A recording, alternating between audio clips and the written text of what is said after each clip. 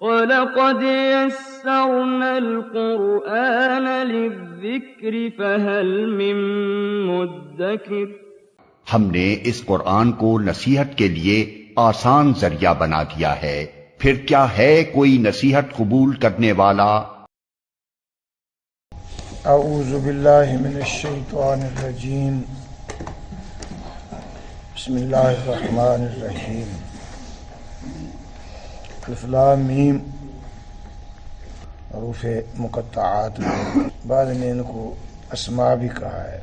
ذالک یہ اسم اشارہ ہے، کسی چیز کی طرف اشارہ کرنا ہو، دور ہو تو ذالک کہتے ہیں، قریب ہو تو ھذا کہتے ہیں۔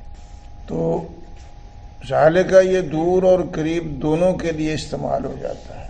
الکتاب سے مراد الف لام اس پر ہے تعریف کے لیے، خاص بنانے کے لیے۔ ہر کتاب پر لفظ کتاب کا جو ہے نا لکھا بولا جاتا ہے، کوئی دنیا کی کتاب اس کو کتاب کہتے ہیں، لیکن یہ الکتاب ہے۔ الکتاب کا مراد کہ وہ مخصوص کتاب، کامل کتاب، جس سے کوئی بہتر ہے ہی نہیں، سب سے اکمل کتاب۔ آگے اس کتاب کی وصف ہے، خوبی ہے کہ وہ کتاب ایسی ہے کہ لا ریبہ فیہ، اس میں شک کی گنجائش نہیں ہے۔ لا من نہیں، ریب کا معنی ہوتا ہے شک۔ فی ہے اس کتاب میں، یعنی یہ کتاب جو ہے اس میں لوگ شک تو کریں گے، یہ نہیں کہ میں شک نہیں کوئی کرے گا۔ شک کیا تھا تو تبھی تو اللہ نے کہا کہ وَإِن كُنتُمْ فِي رَيْبٍ مِّمَّا نَزَّلْنَا فَأْتُوا بِسُورَةٍ مِّن مِّثْلِهِ۔ اگر تمہیں شک ہے تو میرے قرآن کی طرح تم بنا لو۔ شک تو وہ کرتے تھے، یہ معنی نہیں ہے کہ شک کرنے والا نہیں ہوگا، شک کرنے والے ہوں گے لیکن شک ہوگا نہیں۔ شک سے یہ منزہ ہے۔ شک سے مراد کیا ہے کہ اس کے نازل ہونے میں شک نہیں ہے، اس کے جو مضمون ہے ان میں شک نہیں ہے، اس کی خبریں ان میں شک نہیں، جو کچھ اس نے بتایا وہ حق ہے، دنیا کے لیے ہے، ماضی کے واقعات ہے، جیسے ہوا ہے ویسے قرآن نے بیان کیا ہے۔ ہزاروں سال پہلے کا ہو، آدم علیہ السلام، نوح علیہ السلام، ان کے واقعات، عاد و ثمود کے واقعات۔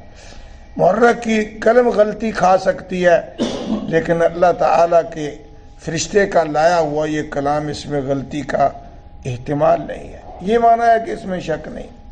اگر قیامت کی باتیں بتائی ہیں، جس طرح قرآن نے کہا ہے اسی طرح ہوگا۔ ہزاروں لوگوں کی عقلیں اس کو مانے یا نہ مانے، عقلوں کے خلاف ہو، لیکن عقلیں اور انسانوں کی جتنی بھی طاقتیں ہیں سب ہیچ ہیں، اور اللہ کی کتاب نے جو کہا ہے وہ بالکل حقیقت پہ مبنی ہے۔ یہ معنی ہے کہ شک نہیں۔ اس صورت کے بارے میں کچھ چیزیں تھیں کہ اس کو صورت بقرہ کہتے ہیں، اور اس کی فضیلت کے بارے میں بھی نبی اکرم صلی اللہ علیہ وسلم نے صحیح حدیثوں سے ہماری رہنمائی فرمائی ہے کہ یہ کتاب، یہ صورت جو ہے نا، یہ قرآن پاک کی بڑی صورتوں میں سے ایک صورت ہے۔ نبی اکرم صلی اللہ علیہ وسلم نے فرمایا کہ ان بڑی صورتوں کو جو 7 ہیں ابتدائی، جو آدمی ان کے مضامین، ان کے مسائل، ان کے جو اندر اللہ نے ذکر کیے ہیں معانی، مفہوم، وہ یاد کر لے گا، وہ ان کو ازبر ہو جائیں گی، وہ سمجھ لے گا، تو نبی اکرم صلی اللہ علیہ وسلم نے فرمایا کہ یہ بہت بڑا میری امت کا عالم ہوگا۔ حبر کا لفظ فرمایا، اس کی جمع حبار آتی ہے۔ حبر من امتی، میری امت کا وہ عالم دین ہے جس کو ان صورتوں کے بارے میں معلومات ہو گئی۔ اور دوسری روایت میں عائشہ کی روایت ہے رضی اللہ تعالیٰ عنہ، فرماتی ہے کہ نبی اکرم نے فرمایا کہ یہ سورہ بقرہ جو ہے یہ کوہان ہے دین کی، کیونکہ کوہان اونچی ہوتی ہے، اس لیے کہ اس میں زندگی کے بہت سے مسائل اس میں ذکر ہیں۔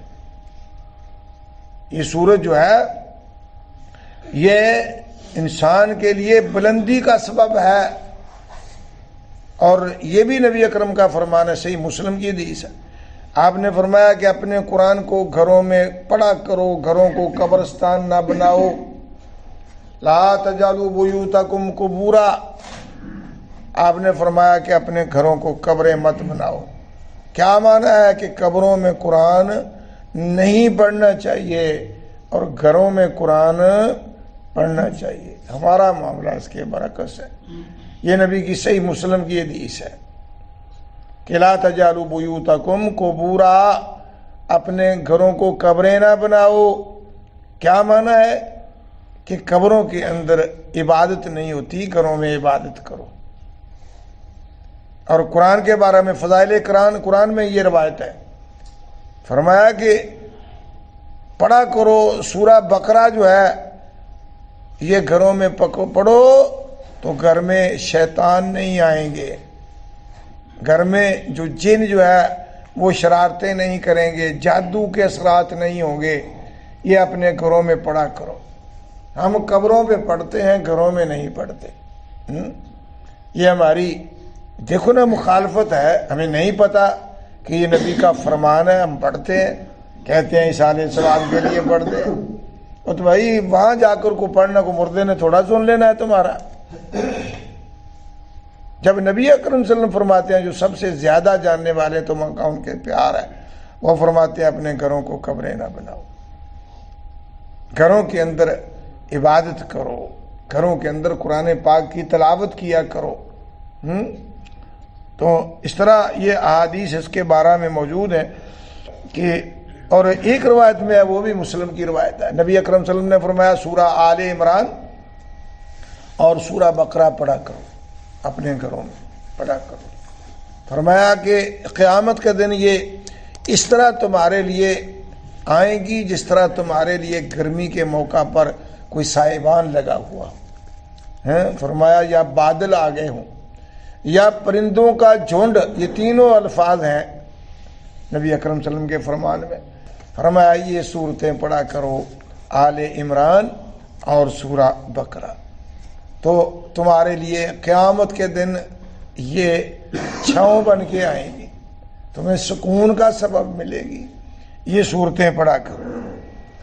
فرمایا لا نہیں ہے ریبہ شک فی ہے اس قرآن کے اندر، ہدن یہ نقرہ ہے، ہدایت ہے یہ قرآن پاک، للمتقین، لام یہاں واسطے کے معنی میں ہے، متقین کے واسطے، متقین کے لیے، اللہ سے ڈرنے والا جو ہے اس کے لیے، کیونکہ ہدایت کے دو معنی تھے وہ پیچھے بھی پڑھے آپ نے۔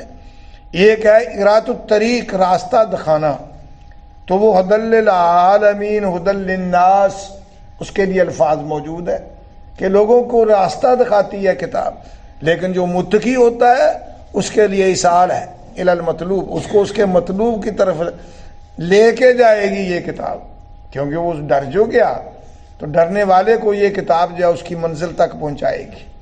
جو ڈرے گا نہیں اس کو وارننگ دے گی، اس کو جھنجھوڑے گی، اس کو متنبہ کرے گی، اور جو ڈر گیا تو قرآن کا بھی یہی فیصلہ ہے، وَلِمَنْ خَافَ مَقَامَ رَبِّهِ جنتان، جو مجھ سے ڈر گیا اس کے لیے میں نے ایک نہیں دو جنت اس کے نام کر دیے۔ جنت میں ہی تو جانا آخر مقصد ہے، وہی تو صراط مستقیم ہے، وہی انسان کی زندگی کا مقصود حاصل ہے کہ مرنے کے بعد یہی کامیابی ہے، من زحزح عن النار وادخل الجنت فقد فاز، جو جہنم سے بچ گیا اور جنت میں چلا گیا اس کی کامیابی، زندگی اس کی کامیابی کی ضمانت ہے، اس کے علاوہ کامیابی نہیں ہے۔ تو متقی کو جو ہے نا، اللہ سے ڈرنے والے کو کامیابی یہ ملے گی کہ یہ قرآن اس کے لیے سبب بنے گا، اس کو پکڑ کر جنت کی طرف لے جائے گا، کیونکہ وہ اللہ سے ڈرتا ہے۔ ڈرنے کا معنی کیا ہوتا ہے؟ ڈرنے کا معنی یہ ہوتا ہے کہ خوف ہو کہ میرا اللہ ناراض نہ ہو جائے ہیں۔ یہ حضرت عمر رضی اللہ تعالیٰ عنہ نے حضرت ابی ابن کعب رضی اللہ تعالیٰ عنہ سے پوچھا تھا کہ قرآن پاک بھرا پڑا ہے تقوی کے لفظ کے ساتھ، تو مت تو کہا ابی تیرا بڑا مقام ہے کہ وہ سب سے بڑے قاری تھے حضرت ابی ابن کعب رضی اللہ تعالیٰ، انہی کو حضرت عمر رضی اللہ تعالیٰ نے کہا کہ تراویحوں کی جماعت کرایا کرو اپنے دور حکومت میں. تو ان کا بہت بڑا ایک مقام تھا. اللہ نے ان کو، تورات کے بھی حافظ تھے، یہ بہت بڑا علم تھا ان کے پاس. ان کو پوچھا کہ تقوی کس چیز کا نام ہے، تو انہوں نے کچھ الفاظ کہے. ابن معتز شاعر گزرا ہے تو انہوں نے اس کو اپنی کلام کے اندر یوں جمع کر دیا ہے کہ لا تحقرن صغیرتن ذاکت کا، کہتے ہیں کہ گناہوں کو حقیر نہ سمجھا کرو، یہی تقویٰ ہے. اگرچہ چھوٹا بھی ہو اس کو حقیر نہ سمجھو. کیوں کہ ایسا نہ ہو دنیا کے اندر تو گناہ کرتا رہے تو وہ چھوٹے چھوٹے گناہ تیرے جمع ہوتے ہوتے وہ ایک بہت بڑا پہاڑ بن جائے. پاؤں سے ننگا ہو اور کانٹوں والی زمین پر وہ چلتا ہے تو اس کو دیکھو تو تمہیں پتہ چل جائے گا کہ اس کا نام تقویٰ ہے. وہ چلتا ہے کہ میرے دامن کو کوئی کانٹا نہ لگ جائے. پھر فرماتے ہیں لا تحقرن صغیرہ، چھوٹے گناہوں کو حقیر نہ سمجھا کرو، کیا جمع ہوتے ہوتے قیامت کے دن تیرے لیے پہاڑ نہ بن جائیں. ہر گناہ سے بچنا، ڈرنا کہ اللہ پکڑ لے گا، اللہ ناراض ہو جائے گا. اللہ نے پہلی قوموں کو پکڑا. یہ قرآن جو ہے ساری اس کے لیے نقشہ کشی کرتا ہے کہ ایسے ایسے پہلی قوموں سے ہوا، تو بچ کے رہنا.